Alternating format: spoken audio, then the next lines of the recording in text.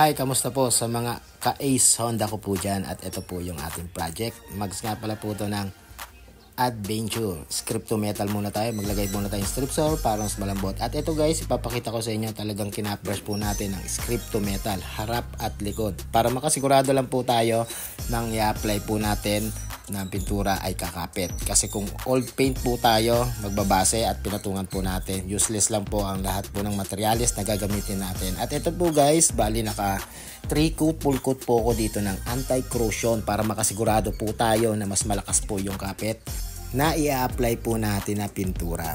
At pagkatapos lilihain po natin po ito ng 240 at pwede na natin po ito primeran ulit po ng primer surfacer. Bali dito mga guys, bali naka 2 coat, full coat naman po ako dito.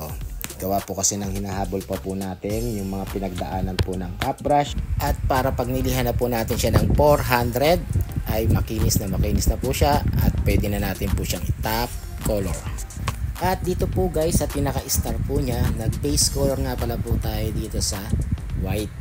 Para sa ganon, pag nag-apply na po tayo ng red, orange, ay litaw na litaw at buhay na buhay po yung pagkakulay po niya. At eto na po guys, ang katapusan po ng ating ginawa.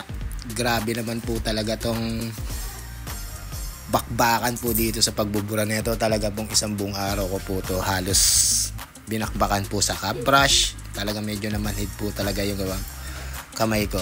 Pero need naman natin po tanggalin po yung mga old paints. Kasi pag hindi natin po tinanggal yan, magkakaroon po tayo ng problema.